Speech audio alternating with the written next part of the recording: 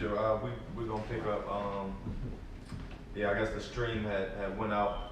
It's raining over here, lightning, so it might have something to do with that. But yeah, we're just gonna continue on. Any brothers holding something? Yeah, I got it. This is 2 Timothy chapter 2, verses 15.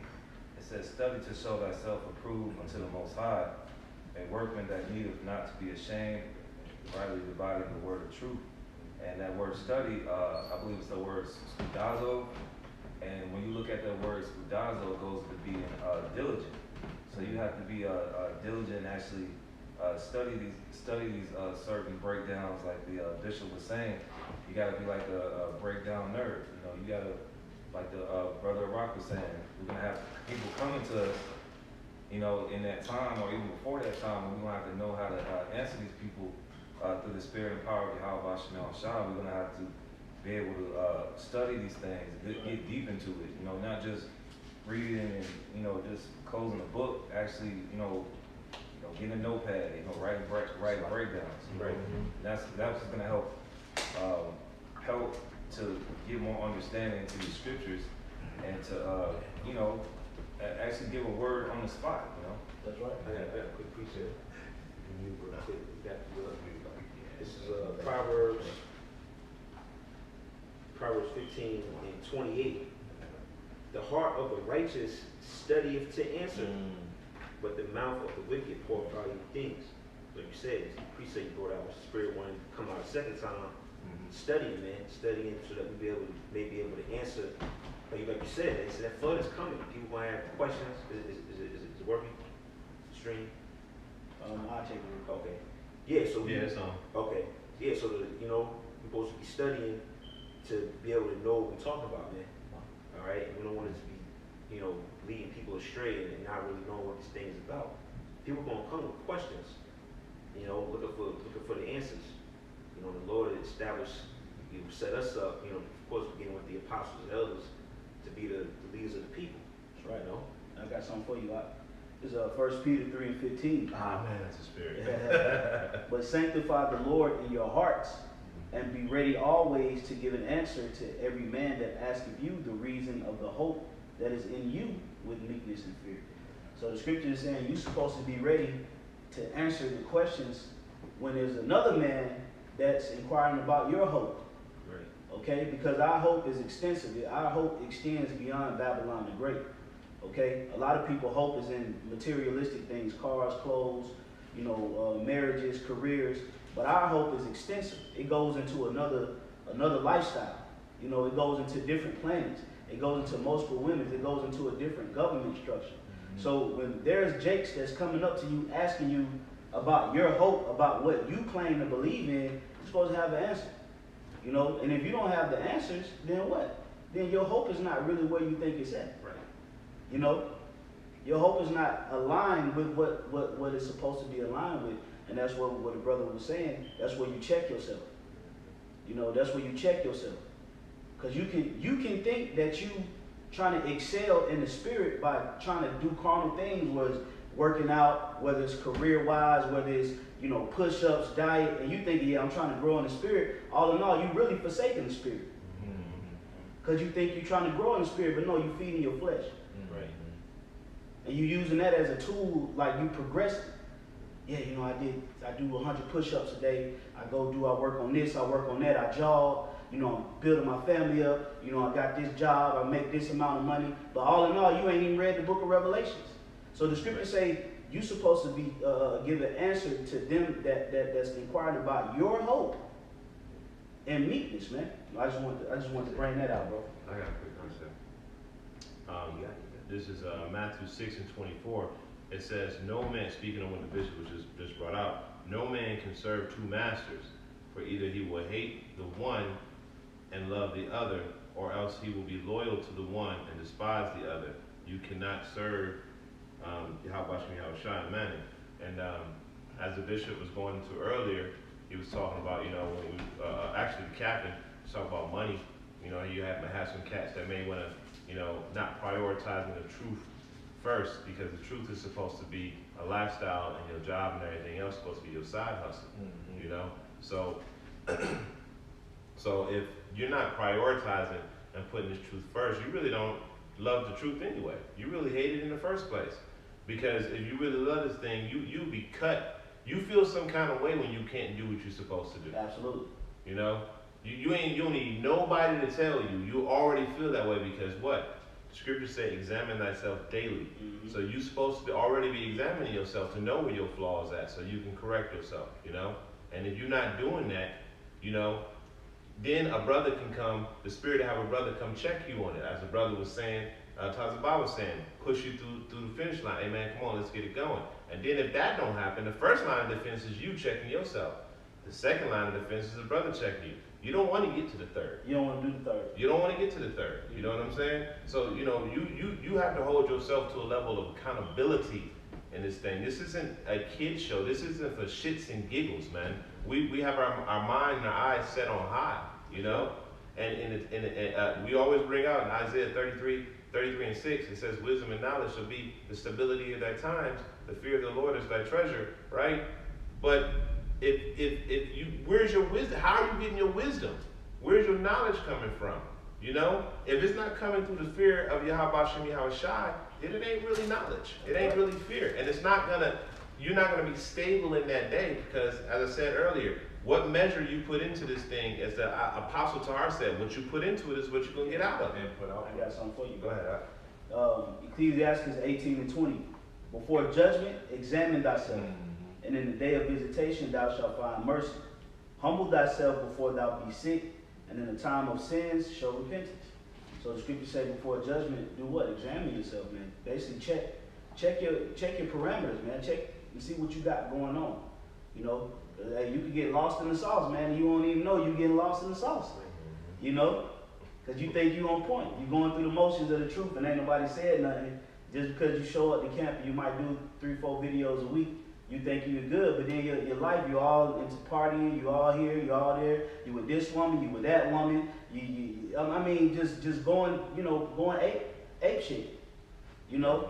But then you have a standard set up in the truth and you go through the motions and you think you're good, but that ain't gonna cut it, man. Right. You know, because when it's really time to present what we're supposed to know on the forefront, you'll find that, hey, scripture say, you'll know what you ought to know. You know? So that's where humility comes in at, and that's where, and I said in the lesson last night, being humble and hungry is a recipe for success, man. You gotta stay hungry, you gotta stay hungry.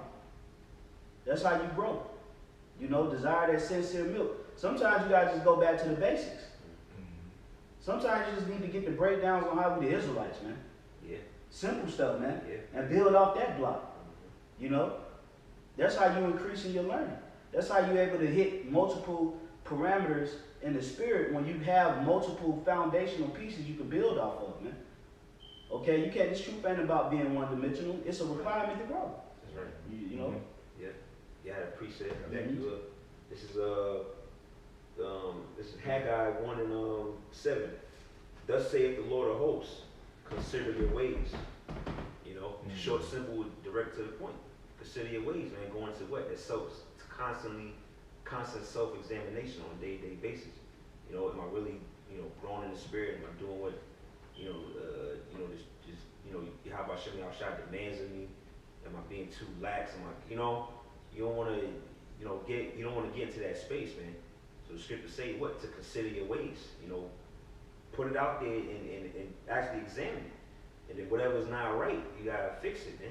Do the spirit. You know. I got something. Yeah. So James 1:21, wherefore lay apart all filthiness and superfluity of naughtiness, and that word superfluity means excess. It says, and receive with meekness the engrafted word, which is able to save your souls. Just like Bishop just said, you know, being humble. You know, it says receive with meekness the engrafted word. And so that's really the main thing is receiving the word. You know, growing in the knowledge, man. You know, and that word engrafted means planted. You know, it says which is able to save your souls, and that's ultimately what's going to save our souls is getting into these scriptures. The scriptures say, "Blessed is he that readeth." So, right. That's our responsibility to purge out you know, we always read scriptures about purging out, you know, the world, purging out, you know, your old man, all right? You know, but application is key. We got to really stay on top of, starting with myself, staying on top of, you know, your responsibilities in the truth.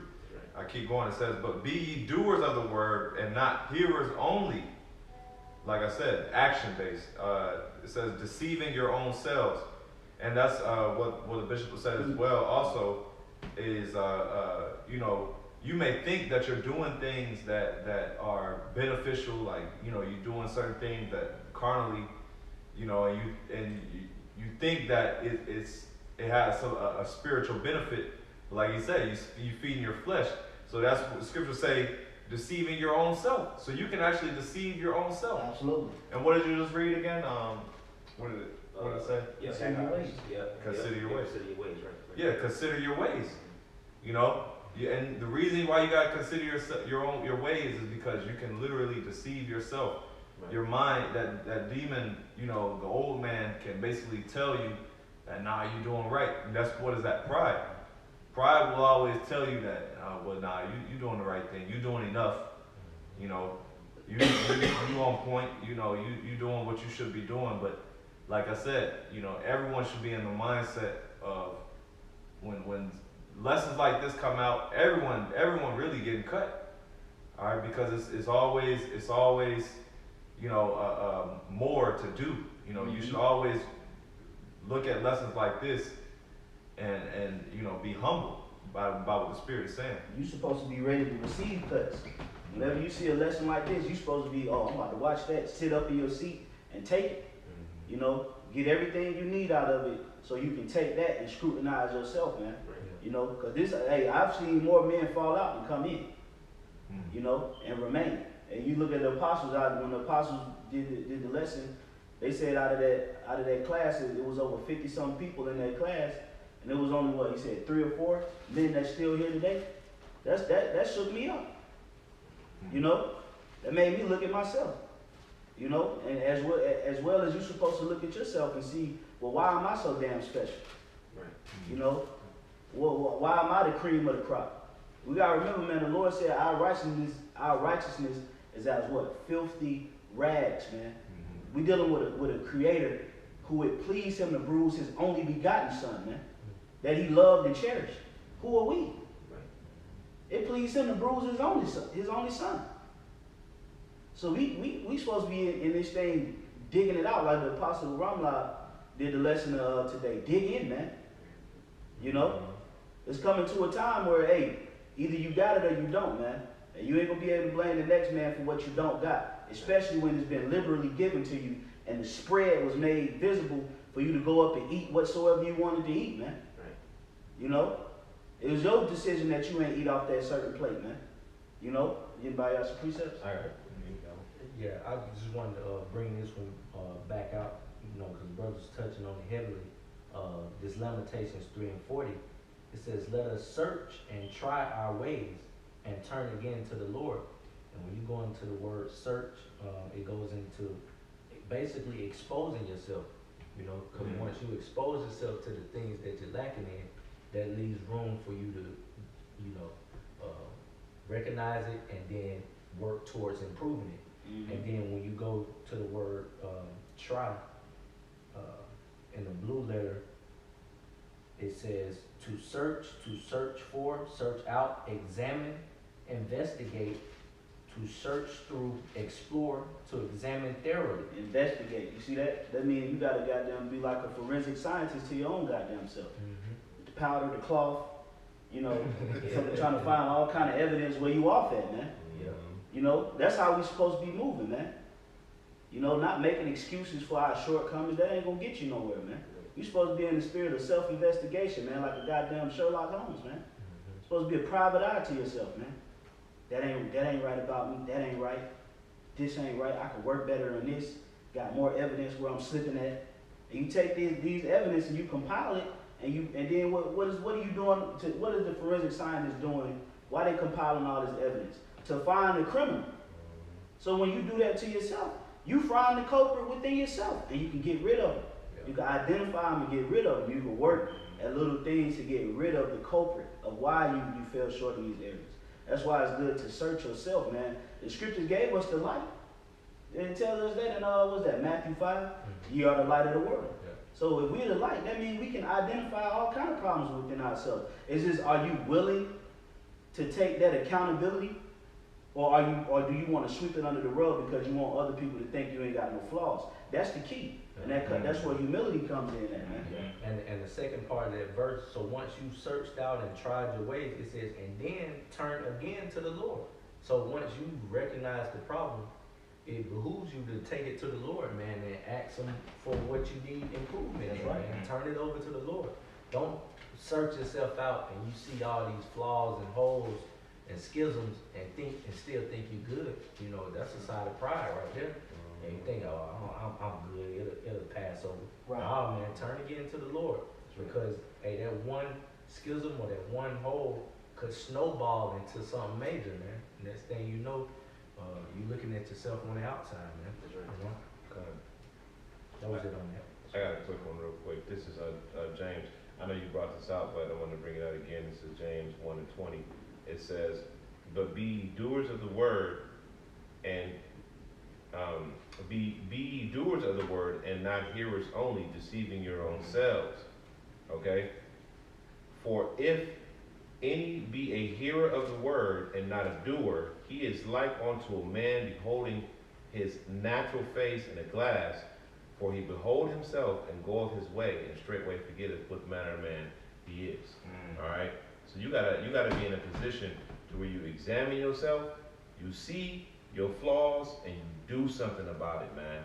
You know, you turn it over to Yahweh Shem Yahushai.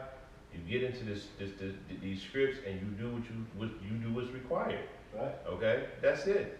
Because if you're doing anything less than that, you are like a man who forgot what he looked like. That's right. And what kind of man is that? You can't even remember your own face. Your face. You know? You sitting there talking to a professor to be a man of the Lord, you in the truth, you know, but then you getting offended because you cut. You should be happy that you just got cut, bro. Yep. Well, You you should say that. Happy is the man that is reproved. Yeah. You know? What man want to walk around doing the wrong shit all the time? You know? Hey, you just gonna let me do the wrong shit? Nobody gonna correct me? I didn't know I was doing wrong, and here it is. You knew you were gonna correct me? Man, thank you for correcting me. Then you got an idiot, and one that's not a doer of the word. Man, I ain't trying to hear that shit. Right. You know, just that mentality, or inside you say, "Oh, that's not me. That ain't me." Instead of considering, well, you know what, that may be me. Shit, that sounds like me. Let me take a look to see if that is me. Right. Yeah, that's me. Yeah, you know. That's like if Jake, you tell he got something in between his teeth and you get offended. Man, why you all in my goddamn mouth? Like, bro, Right. what do you mean? I'm Right. trying to, you know, Exactly.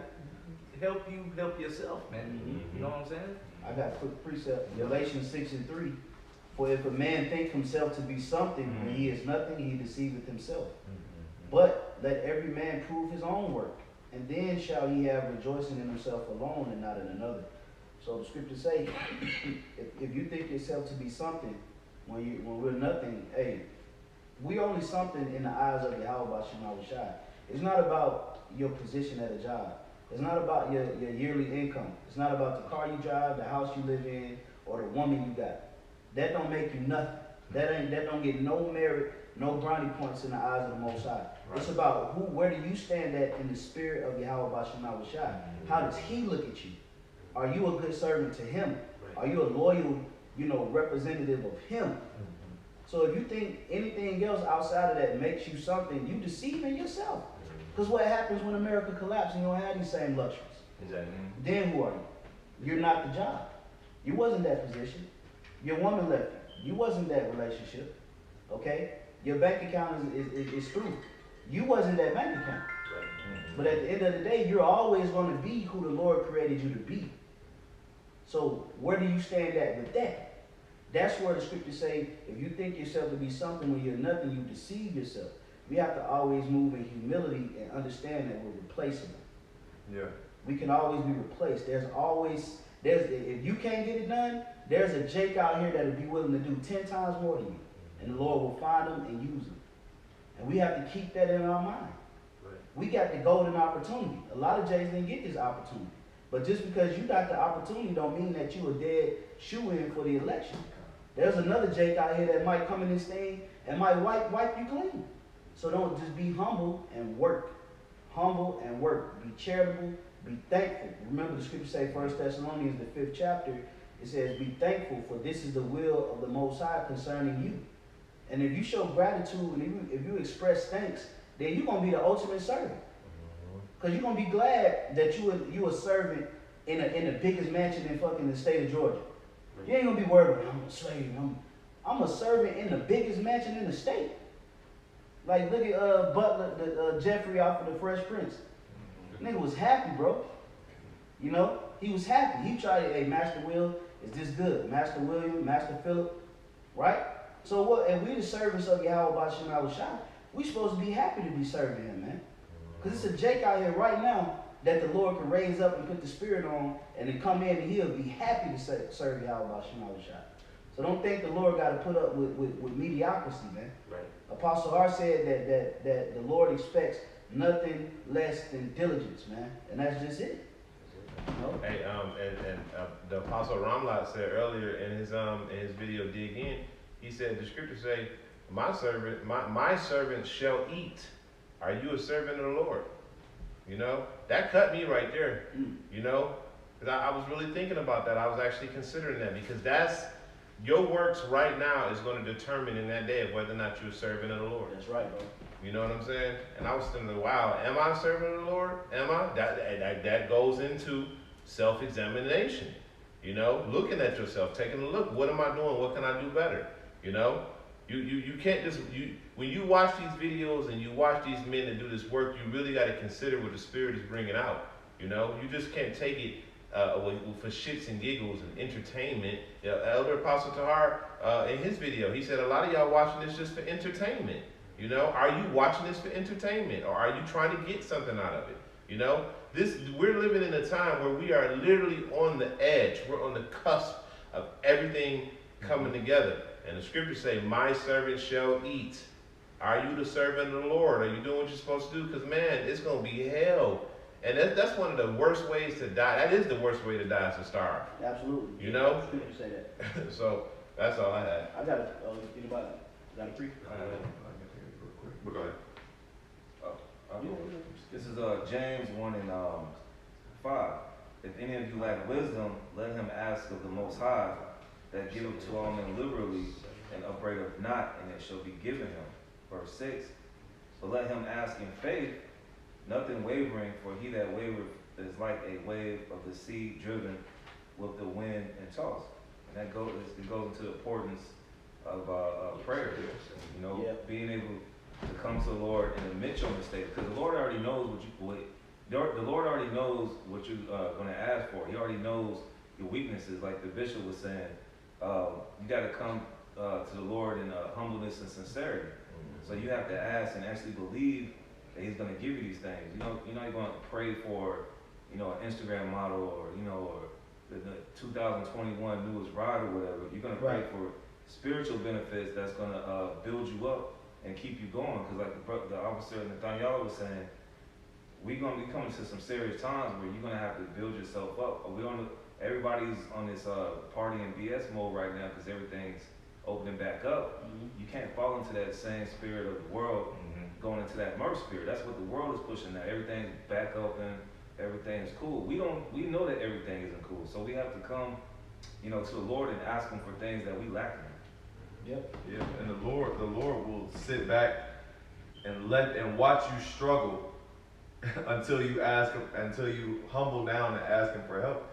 He'll sit back and watch you struggle. Like, damn, is this guy gonna ask me, come to me and ask me to deliver him? So the Lord can't deliver you out of something if you don't ask Him, if you don't actually go to Him humbly. Exactly. And seek His help. Otherwise you just gonna watch it like, yo, this guy's finished. This 2nd Ezra 2. Oh yeah, go ahead. And 26. As for the servants whom I have given thee, there shall not one of them perish. And this goes back to what the brother Nathaniel was saying. You're going to know if you're a servant in the day when the Lord come through for you. Now, what is the servant of the Lord according to the scriptures? The prophets. You would always see that constantly reiterated. My servants, the prophets. My servants, the prophets. So that means that you got to be into the prophecies. So if you ain't into the prophecies and you ain't prophesying, you ain't a servant. It don't care how many times you go to camp. Right. If you don't know these breakdowns, if you don't know the prophecies, if you don't know what you ought to know, how could you be a servant if the servants of the Lord is prophets? Right. That's why the apostles and brothers push us to get into these things, because that's how you build your relationship with Yahweh Bashim Shai, because that's his testimony, the spirit of prophecy.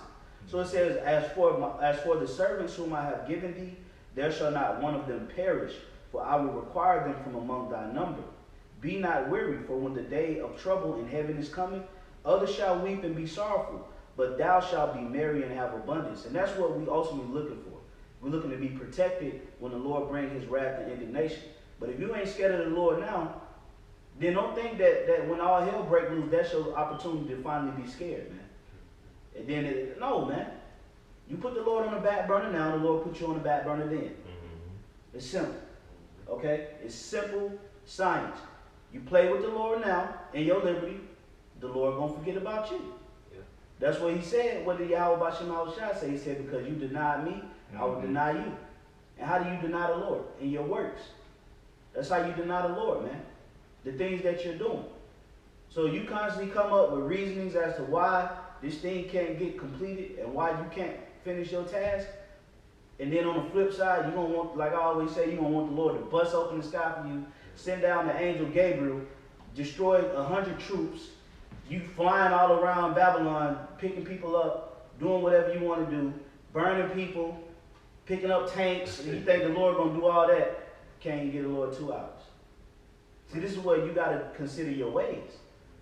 This is where it starts. The Lord ain't just going to magically appear and have you doing that stuff. Right. You got to tap into it through your faith.